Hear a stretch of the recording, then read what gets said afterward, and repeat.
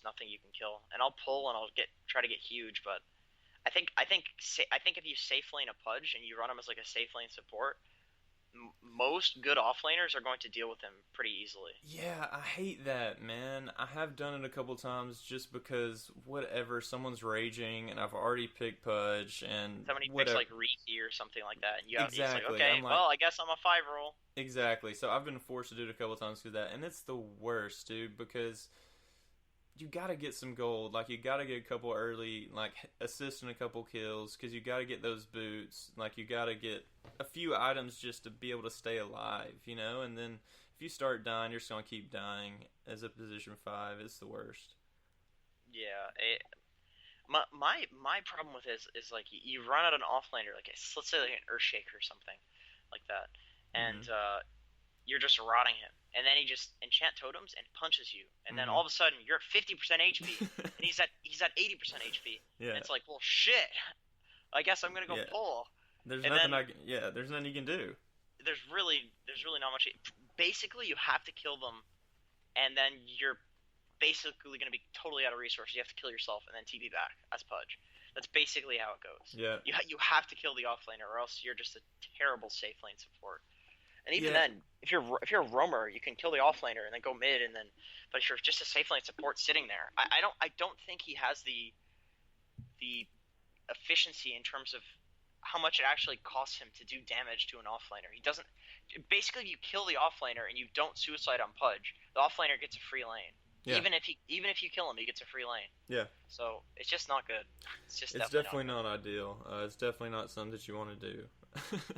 But so you told me before the cast here you've been playing a lot of pubs, yeah?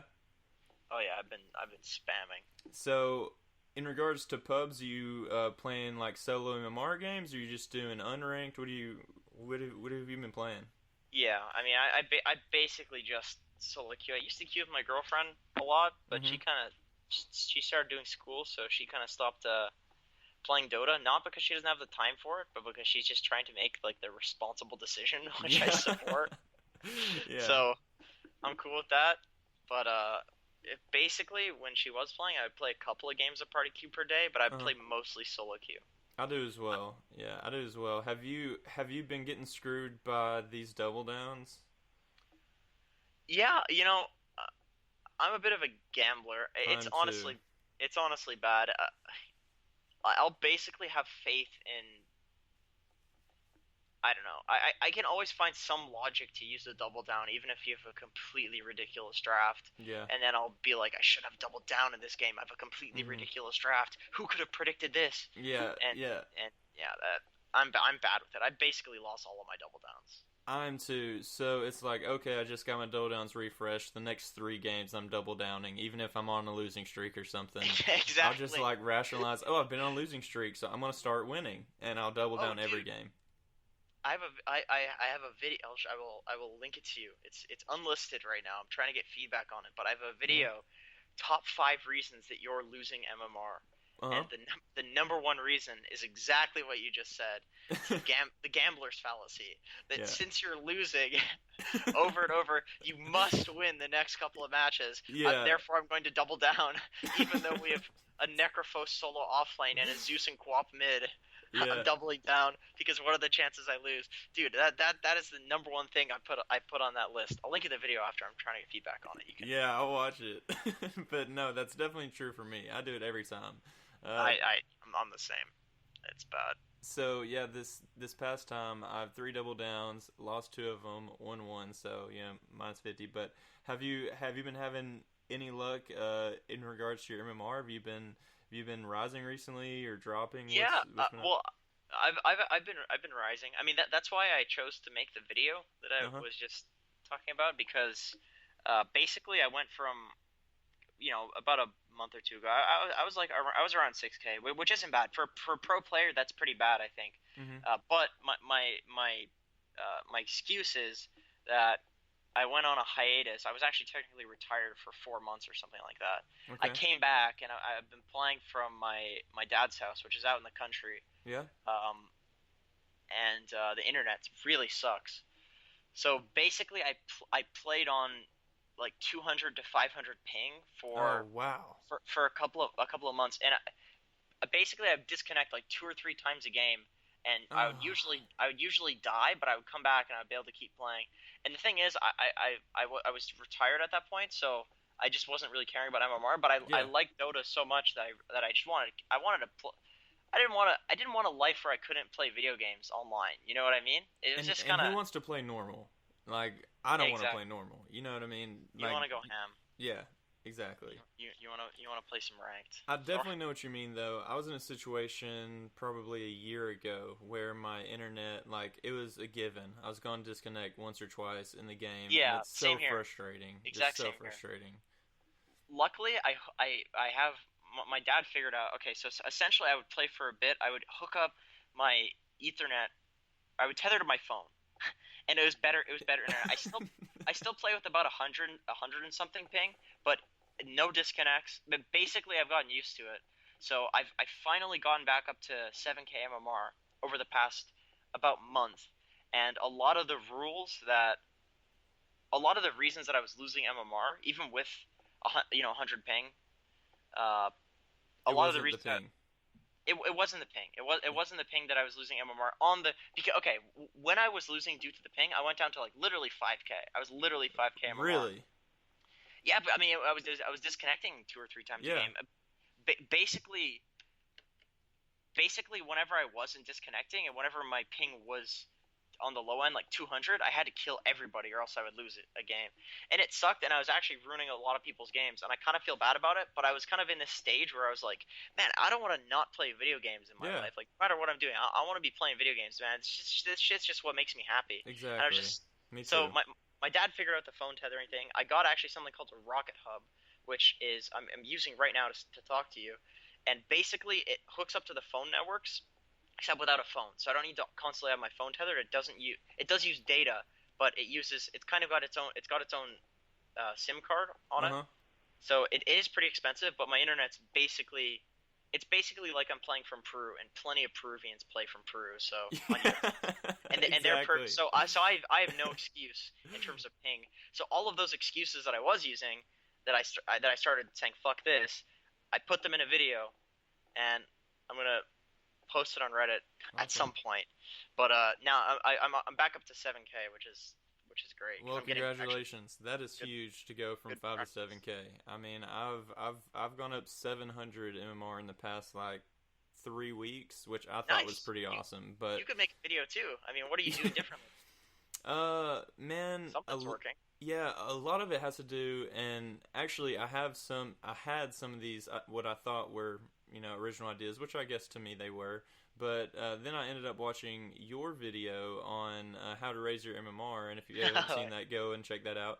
And a lot of the things that I was going by, you said exactly. So the Dota Rage thing, actually, the first episode of this podcast talks about Dota Rage and how you just gotta relax. Like, you're gonna lose games every once in a while. There's gonna be people that are raging on your team. You gotta mute them. Keep on doing your thing.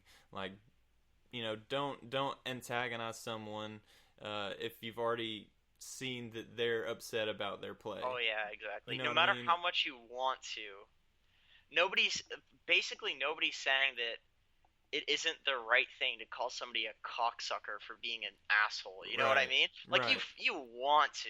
You want to. Yeah, And for they sure. deserve it. But does it benefit you? They deserve No. it. No, it doesn't benefit you. You're going to lose MMR. Yeah, It yeah. feels it feels So it feels good in the moment. That's about it. yeah, That's so about it. that's a huge one. I think Dota Rage has a lot to do with it. And then also just picking heroes that you're good with. I feel like at least at one point I was pretty set on like using the counter picker, app. And I was like, okay, these heroes are good right here. And I was like, okay, I'm playing them. But they weren't heroes that I was good with. Like I was just relying on the fact that it was a counter to their heroes, whereas in Yeah. reality, if you're able to play a certain hero and it's not necessarily counter, it's not even neutral, but statistically not that great. If you're really good with that hero, if you're really good with a Pudge or with the Riki or whatever at roaming, you can still win the game. And so that's what I started doing, just playing heroes that I'm good at. I'm playing Phoenix, I'm playing Pudge, I'm playing Yeah. Riki.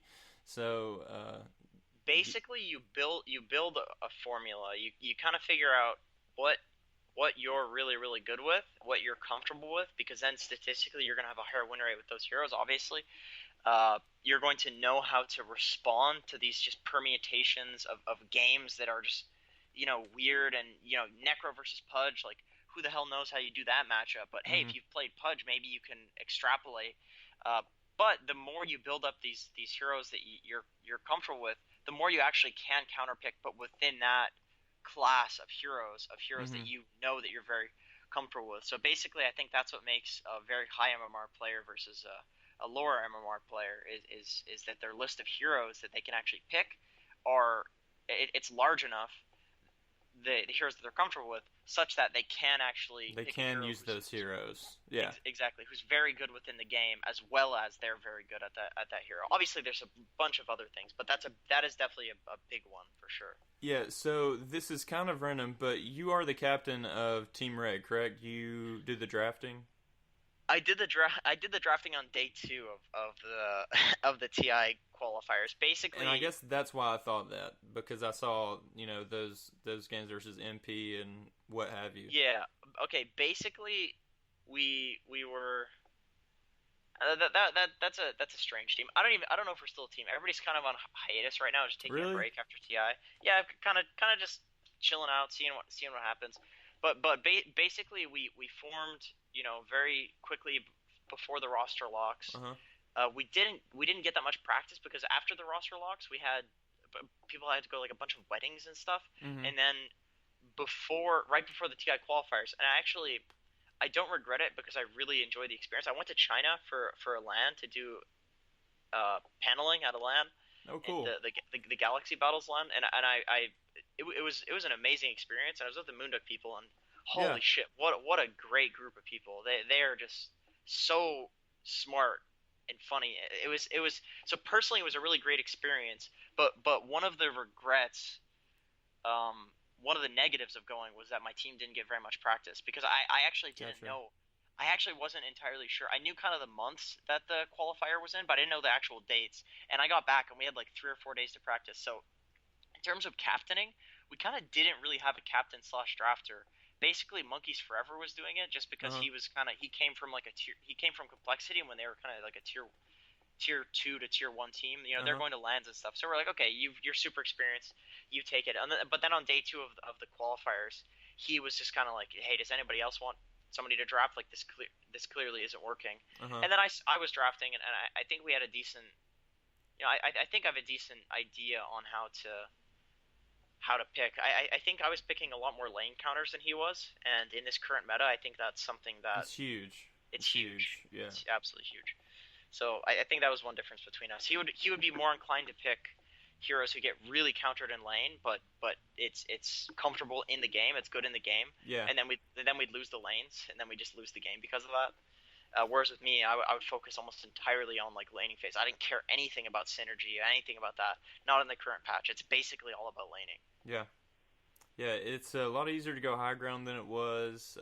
It's a lot easier to snowball, especially with mid getting more farm. If you gank mid a couple times and get your mid snowball and they can gank, and And early they game can't is huge. they can't just go use the shrine. Like Yeah, if you fuck over their mid, they're totally screwed. You can't just go jungle and shrine and stuff like that. And the jungle yeah, sucks ass now, so yeah. basic basically lanes are super important. I played 2 games before we did this, and I already mentioned the Pudge game. The game before that, I went Weaver mid versus an Invoker, and I went on a monster streak. Oh my god, that's such a good matchup. Yeah, it was incredibly fun. I started out with a Blightstone. Um, You fucker. That's so annoying.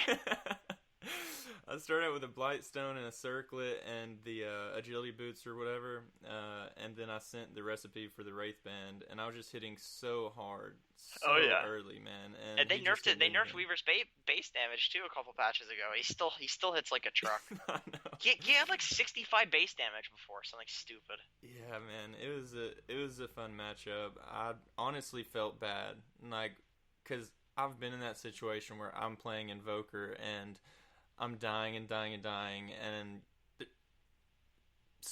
probably everyone is pissed off at him and probably saying things. Just